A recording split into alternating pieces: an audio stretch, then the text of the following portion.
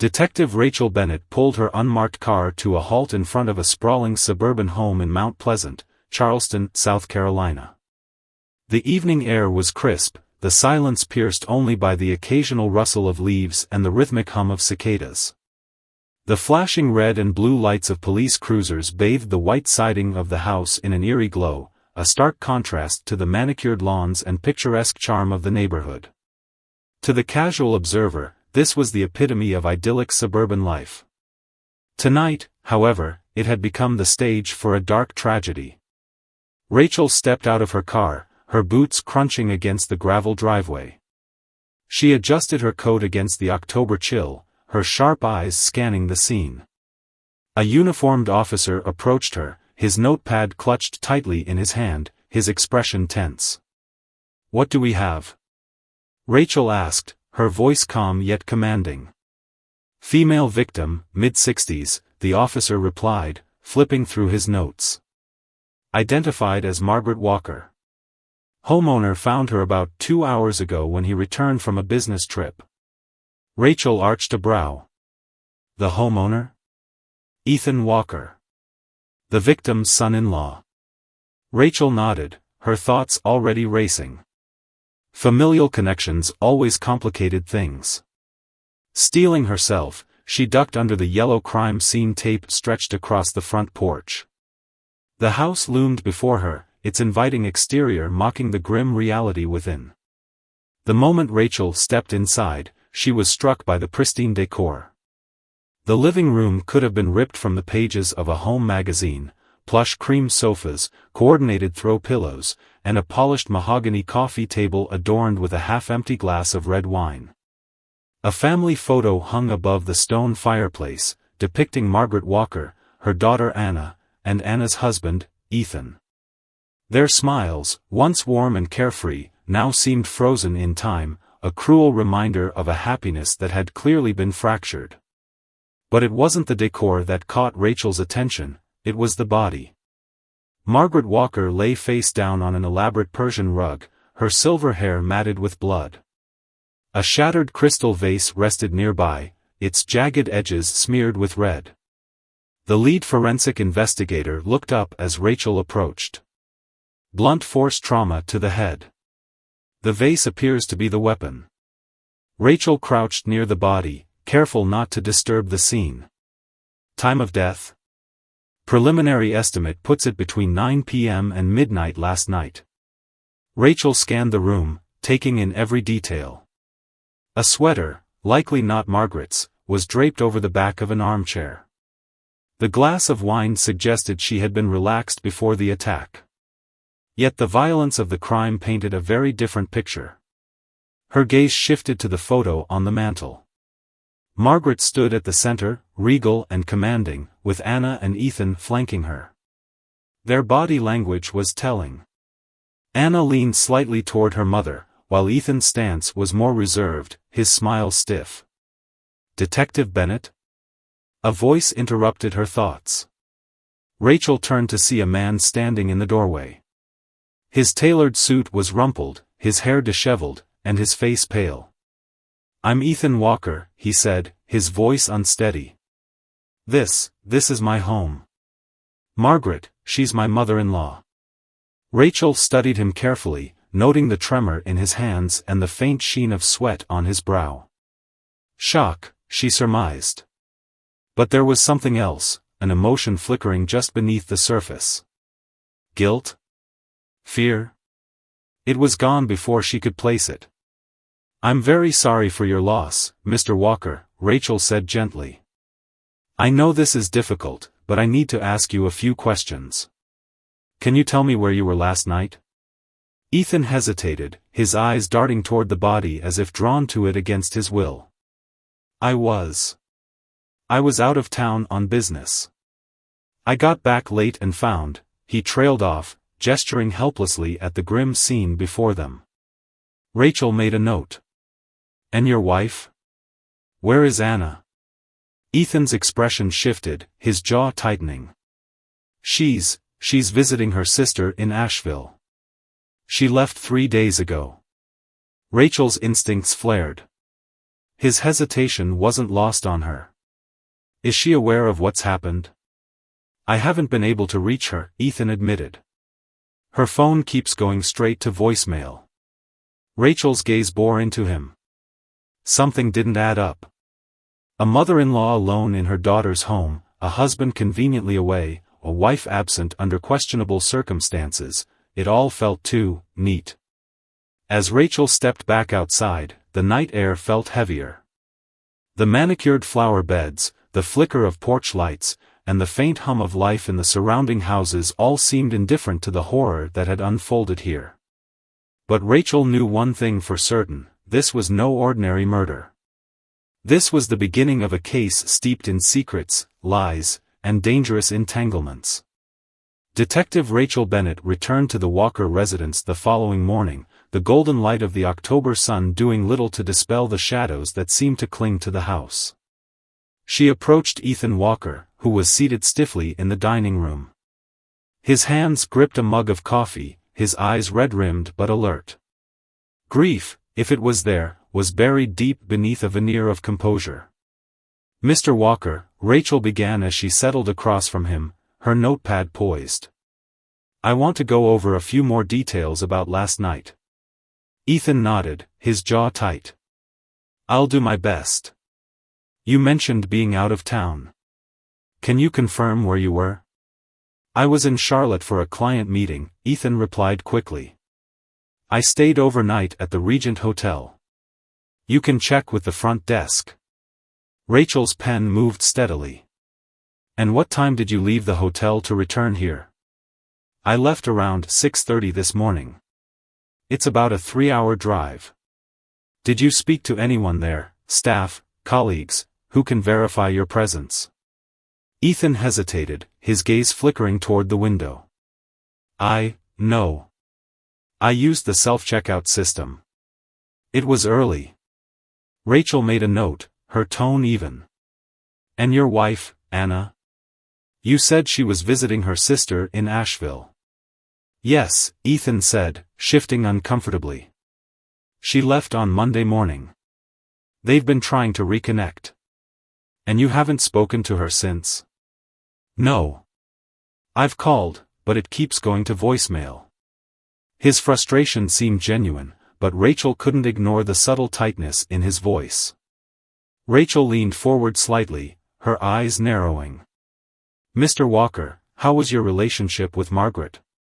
Ethan stiffened, his fingers tightening around the coffee mug. "We got along, well enough." "Well enough," Rachel repeated, her voice calm but probing. "Care to elaborate?" Ethan let out a short breath, his grip on the mug white-knuckled now. "Margaret, she had a way of being involved in everything. She meant well, but she could be demanding." "Demanding how?" "She was protective of Anna," Ethan admitted, his voice carefully measured. "She wanted to make sure her daughter was happy. Sometimes that meant overstepping." Rachel made a note. Margaret's protectiveness could easily have bled into control, a common dynamic in strained familial relationships. "Did Margaret ever threaten you? Or interfere in your marriage?" Ethan's eyes darted toward the kitchen door. "No. Nothing like that." Rachel caught the flicker of hesitation in his tone, but she let it lie for the moment. "What about Anna? How was her relationship with her mother?" "She loved her," Ethan said immediately, but the words lacked conviction. "They had their differences, sure, but nothing serious." Rachel arched a brow. "What kind of differences?" Ethan's lips thinned.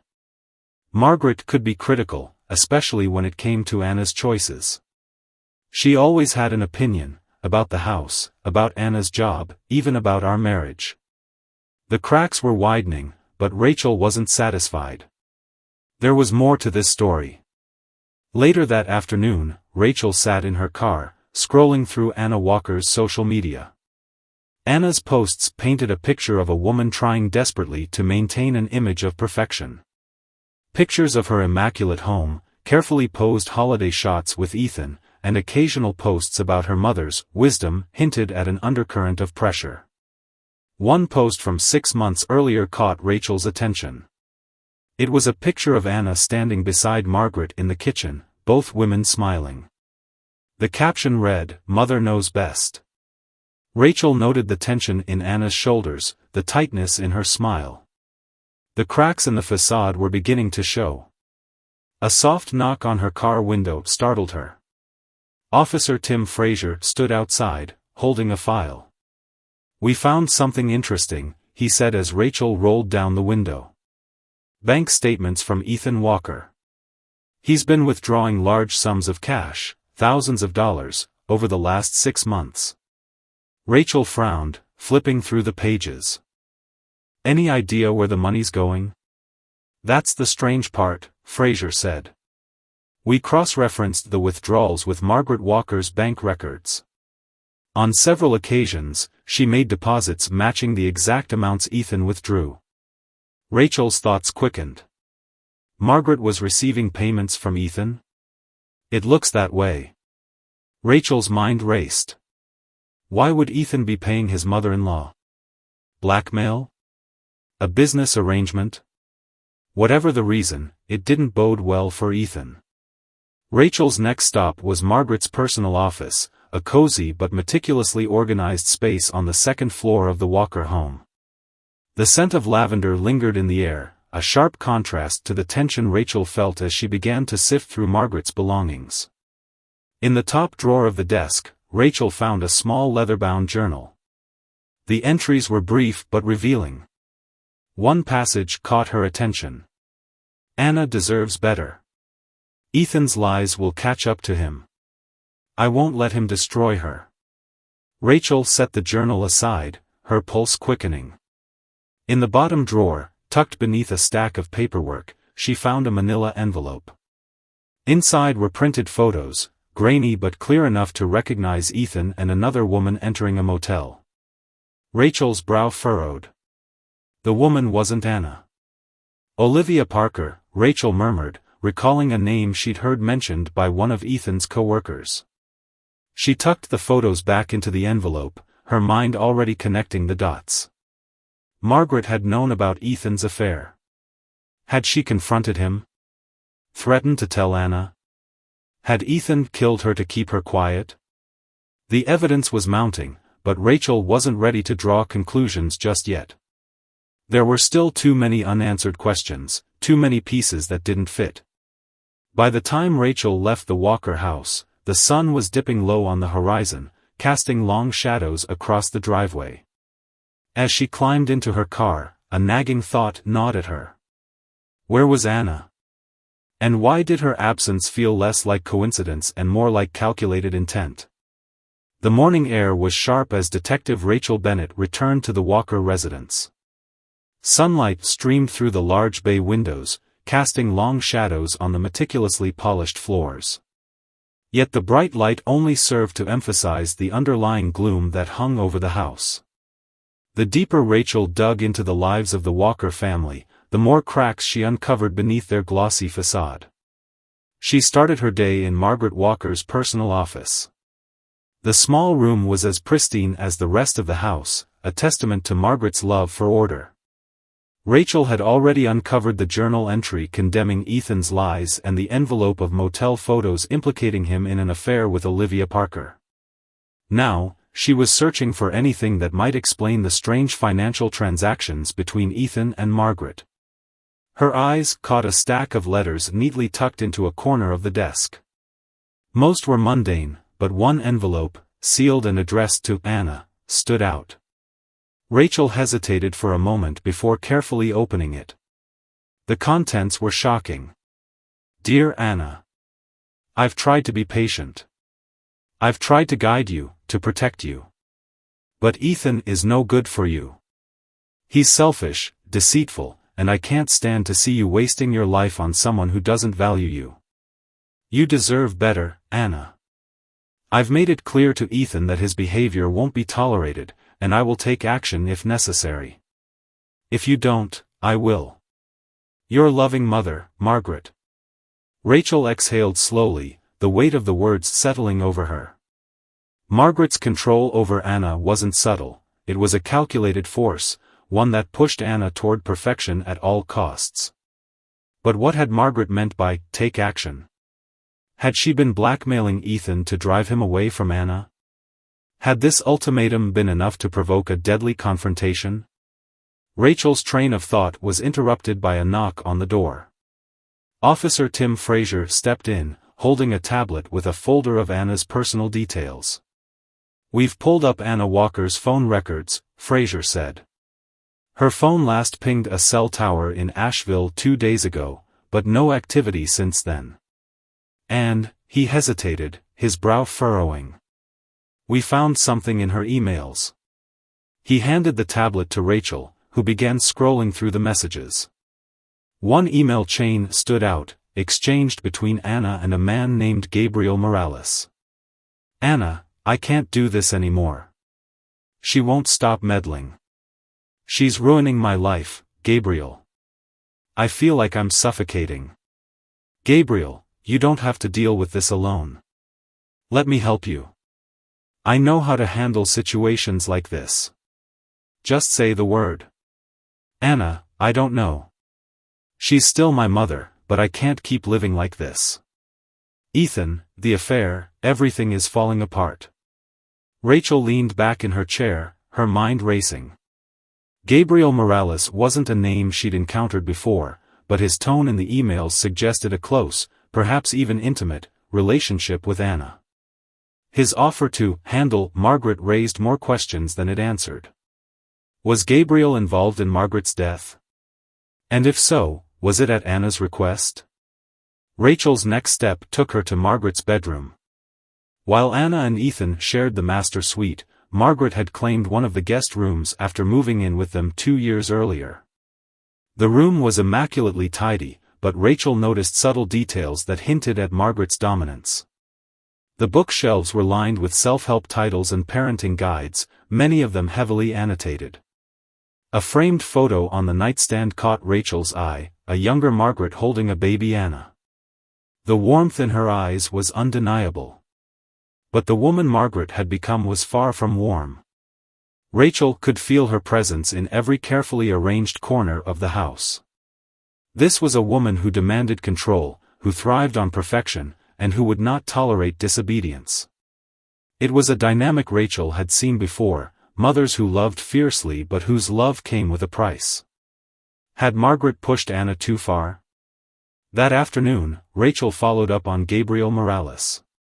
A quick background check revealed him to be a former Army sergeant with a history of disciplinary issues. He'd been discharged under murky circumstances 3 years earlier and had since drifted off the radar. A connection to Anna was unexpected, but Rachel couldn't ignore the implications. Gabriel's emails hinted at a man willing to intervene in Anna's life, even in ways that might cross moral or legal boundaries. Rachel called Officer Fraser as she drove to the precinct.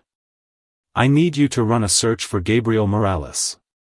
Check if he's been in Charleston recently and see if there's any connection to Ethan or Margaret." "Got it," Fraser replied. "Oh, and one more thing, our tech team recovered some deleted files from Ethan Walker's computer. There are financial spreadsheets that show a significant drop in his personal savings over the last year. Looks like he's been funneling money somewhere." "Margaret's account," Rachel said, her voice tight. "It lines up with the bank records we found." "Exactly. But get this, there's a flagged transaction from 6 months ago. A large sum was transferred to an offshore account. The beneficiary? Gabriel Morales." Rachel's hands tightened on the steering wheel. The pieces were beginning to fall into place, but the picture they painted was far more complex than she'd anticipated. Gabriel wasn't just a bystander, he was deeply entangled in the Walker family's chaos. But what was his role in Margaret's death? And where was Anna? As Rachel pulled into the precinct parking lot, her phone buzzed with a notification. It was a text from Fraser: "We found something. Margaret hired a private investigator 6 months ago. The investigator followed Ethan and Olivia. Call me when you get back." Rachel's pulse quickened. Margaret's relentless pursuit of the truth about Ethan's affair, combined with her volatile relationship with Anna, had created a powder keg of emotions and motives. And Gabriel's involvement added another layer of intrigue. Margaret Walker hadn't just been killed. She had been silenced. But by whom? Rachel stepped out of her car, her jaw set with determination. The Walker family was unraveling before her eyes, their secrets spilling out one by one. She wasn't just investigating a murder, she was piecing together the destruction of a family built on lies, betrayal, and manipulation. And she knew the most explosive revelations were still to come. The precinct was alive with the hum of activity as Detective Rachel Bennett stepped into her office, her mind racing with questions. The Walker family's tangled web of secrets was becoming clearer, but a new thread, Gabriel Morales, threatened to unravel everything. Rachel had seen complicated family dynamics before, but this? This was a different beast. She barely had time to sit down before Officer Tim Frazier walked in, his expression grim as he placed a folder on her desk. "We have a hit on Gabriel Morales," he said, gesturing for Rachel to open the file. Former Army sergeant, dishonorably discharged 3 years ago for insubordination and violent conduct during a mission. Since then, he's been off the radar, but we traced him to a series of odd jobs in construction and private security. Rachel scanned the report. Gabriel's record painted a picture of a man with a short fuse and a willingness to cross lines. What troubled her more was a flagged financial transaction. 6 months ago, Margaret Walker had transferred a substantial sum of money, nearly $25,000, to an offshore account under Gabriel's name. Why would Margaret be sending money to Gabriel? Rachel murmured, her brow furrowing. Frazier leaned forward. "It gets more interesting. That offshore account? It's linked to another name, Anna Walker. She was listed as a secondary beneficiary." Rachel's pen froze mid-note. "You're telling me Margaret was funneling money to Gabriel, and Anna had access to it?" "That's what it looks like," Frazier said. "But it's not clear why." Later that day, Rachel drove to a small coffee shop downtown to meet a private investigator Margaret had hired 6 months earlier. John Crenshaw, a wiry man in his late 40s with a perpetual air of skepticism, sat across from her, a worn leather folder on the table between them. "Detective Bennett," Crenshaw greeted her, his tone neutral. "I figured I'd be hearing from someone eventually." Rachel cut straight to the point. "Margaret Walker hired you to investigate her son-in-law. What did you find?" Crenshaw opened the folder, revealing a series of grainy photos and handwritten notes. She suspected Ethan of cheating on Anna. Turns out, she was right. "I followed him to a motel 3 times over the course of a month." The woman he was meeting? Olivia Parker, Anna's best friend. Rachel nodded, already familiar with this piece of the puzzle. "Did Margaret confront Ethan?" "She told me she planned to," Crenshaw replied. "Said she wanted to give him a chance to come clean to Anna. But something tells me that conversation didn't go well." Rachel's eyes narrowed. "What about Gabriel Morales? Did she mention him?" Crenshaw hesitated, then nodded. "Margaret didn't trust him. She thought he was manipulating Anna, pulling her into something dangerous. She mentioned the money, said it was supposed to be a loan, but she was worried Gabriel was using it for something else. I advised her to stay out of it, but," he shrugged. "You've met Margaret. She wasn't the type to stay out of anything." Rachel left the meeting with more questions than answers. Margaret had been playing a dangerous game, confronting Ethan while trying to extricate Anna from Gabriel's influence. But why had she sent money to a man she didn't trust? And why had Anna been involved? That evening, Rachel and Frazier pored over the emails recovered from Anna's account. The exchanges between Anna and Gabriel painted a picture of 2 people bonded by shared frustration and desperation. Gabriel had offered Anna a way out of her suffocating life, a way to break free from both Ethan's betrayal and Margaret's control. Anna, I can't keep doing this. She's destroying me, Gabriel. Every time I think I can breathe, she finds another way to trap me. Gabriel, you deserve better. You don't owe her anything. She doesn't own you. Anna, she doesn't understand. I can't just leave, it's not that simple. Gabriel, then let me help. We can make this right. You just have to trust me. Rachel rubbed her temples, the weight of the case pressing down on her. Gabriel's influence on Anna was undeniable, but the tone of his emails hinted at something darker. His promises to make this right sounded less like support and more like a veiled threat. Had Anna enlisted Gabriel's help to confront Margaret? Or had Gabriel acted on his own, pushing the situation to a deadly conclusion? The breakthrough came the next morning. Fraser burst into Rachel's office, his face alight with urgency. Surveillance footage from Charleston International, he said, dropping a USB drive on her desk. We've got Gabriel Morales arriving in town the night before Margaret was killed. Rachel's stomach tightened as she watched the grainy footage on her computer screen. Gabriel stepped off the plane, carrying a single duffel bag. His expression was hard, determined. He didn't look like a man visiting for casual reasons. Where did he go after the airport? Rachel asked. Fraser pulled up another file. We traced him to a motel on the outskirts of town. He checked in under an alias and paid in cash. He didn't leave until the morning after Margaret's murder. Rachel's pulse quickened. Gabriel had been in Charleston the night of the murder. His connection to both Anna and Margaret made him a prime suspect, but she needed more. Why had he come? And what had happened during those critical hours? As Rachel prepared to visit the motel, her phone buzzed with a notification. It was an email from the tech team, recovered audio file attached. Source, Anna Walker's phone. Rachel's breath caught as she played the file. Anna's voice came through, trembling but resolute. Mom, this has to stop. You're ruining everything. Gabriel said he can fix this, but only if you back off. Please, just leave us alone. Margaret's response was sharp, cutting. Gabriel Morales is a dangerous man, Anna.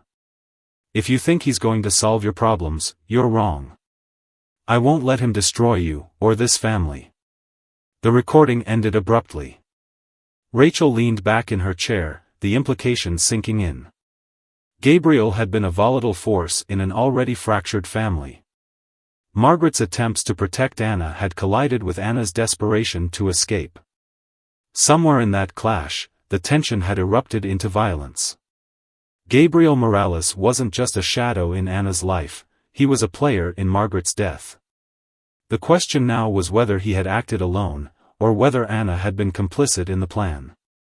And Rachel knew the answers were out there, waiting to be uncovered. But every step closer to the truth brought new dangers, and with Gabriel still at large, the game was far from over. Detective Rachel Bennett stood in the dimly lit motel room where Gabriel Morales had spent the night of Margaret Walker's murder.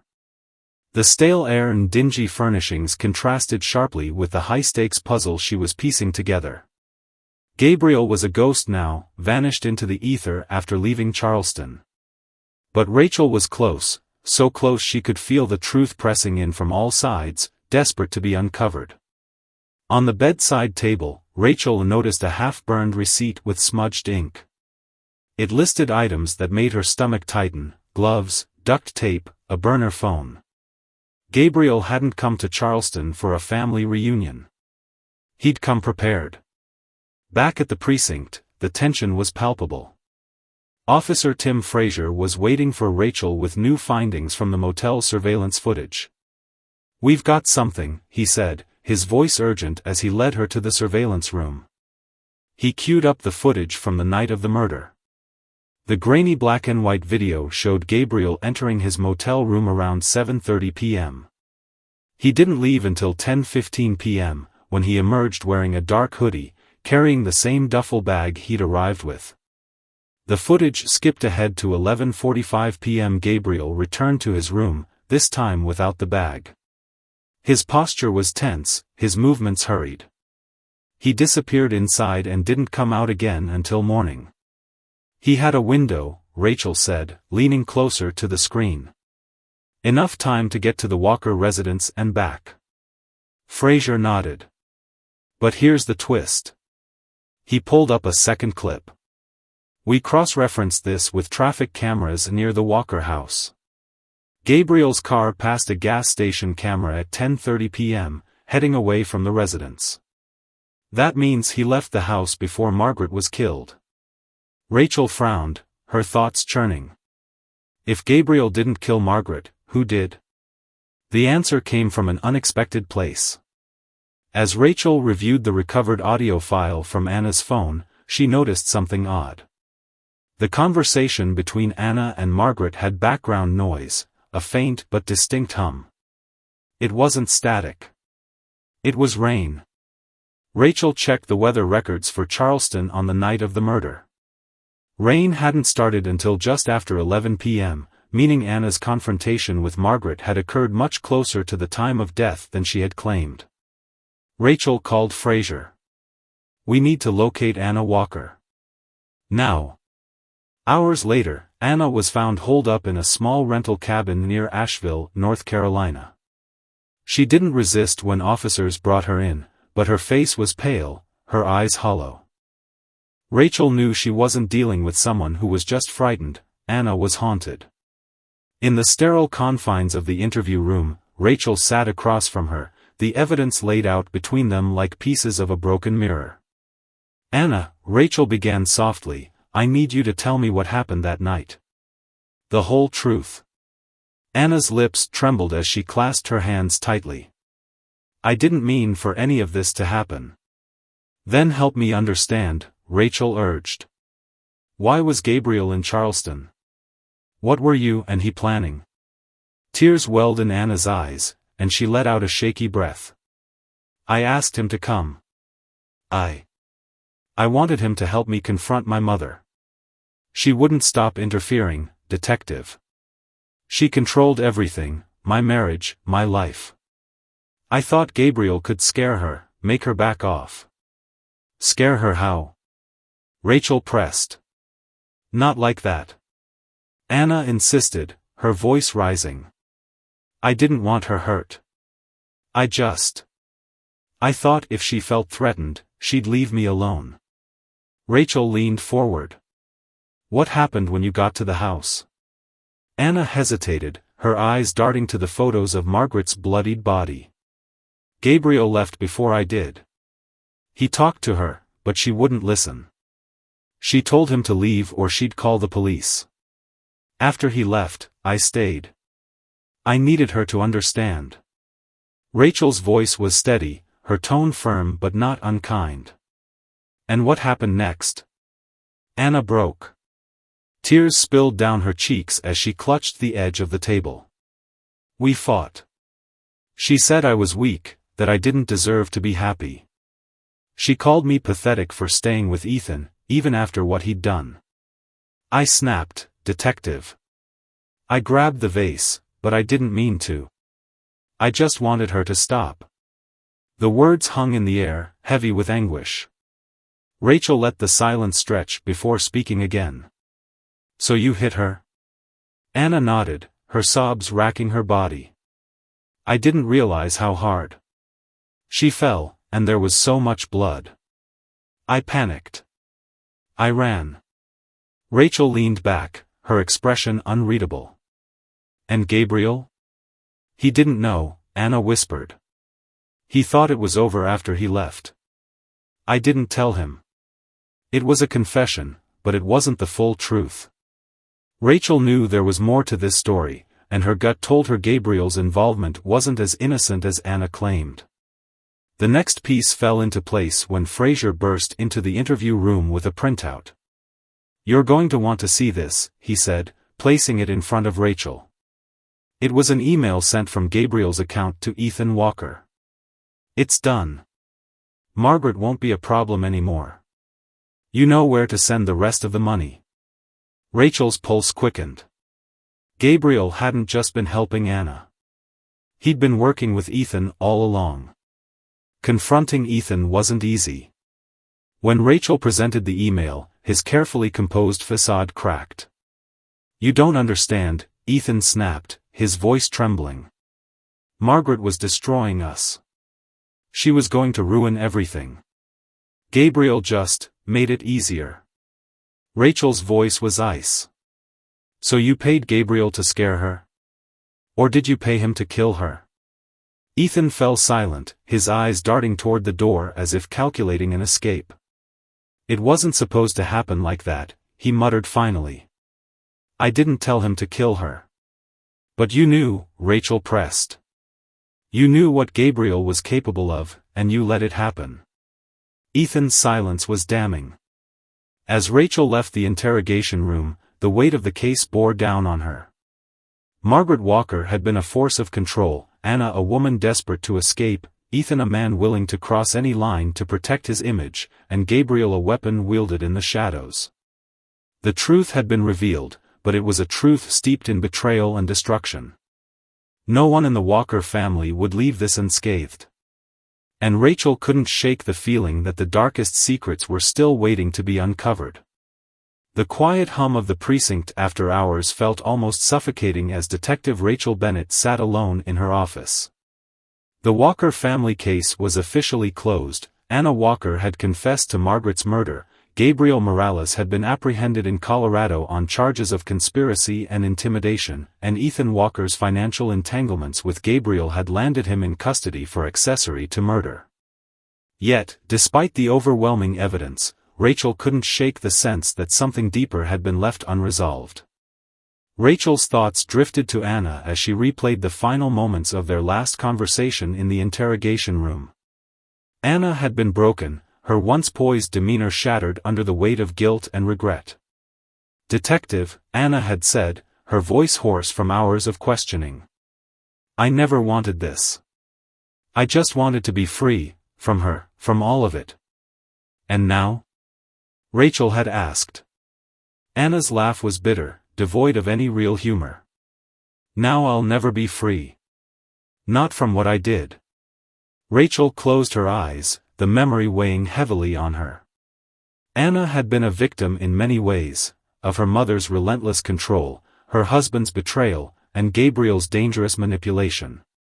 But in the end, Anna had made a choice, and that choice had cost Margaret her life. The photo of the Walker family still haunted Rachel.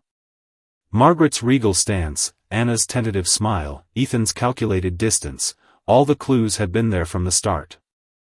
A family torn apart by lies, ambition, and fractured love. The case had also revealed the complex layers of Gabriel Morales.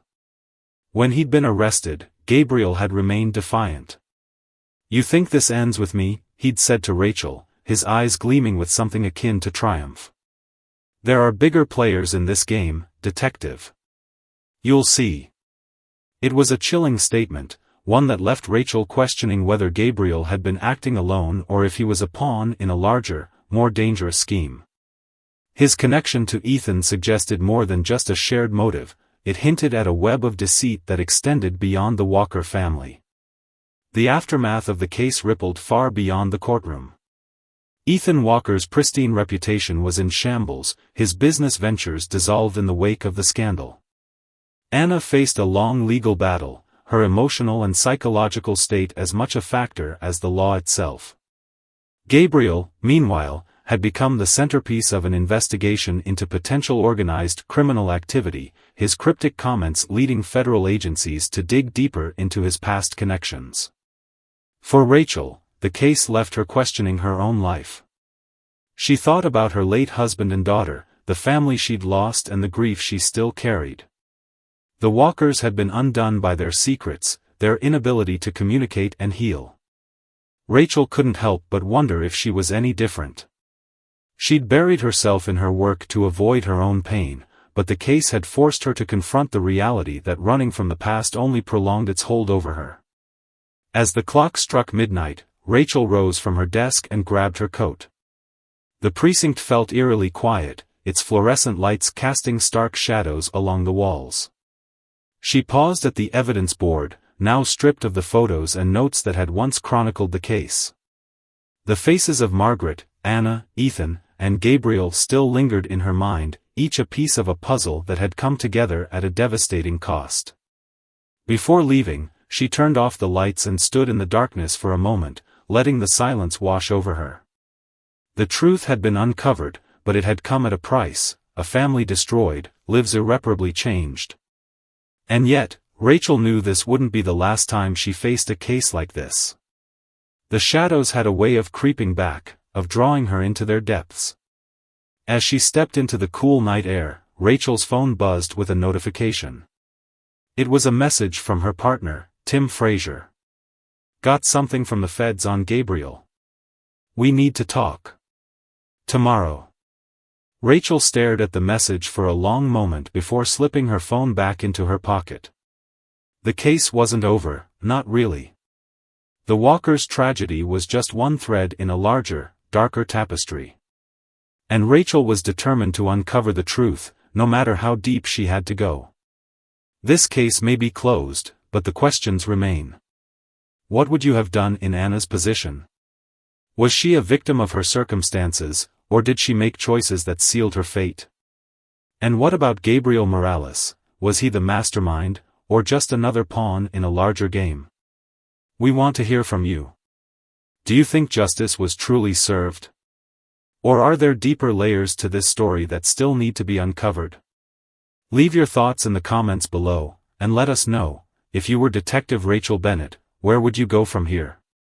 Don't forget to like, share, and subscribe for more gripping stories. And as always, stay safe and keep questioning the shadows around you.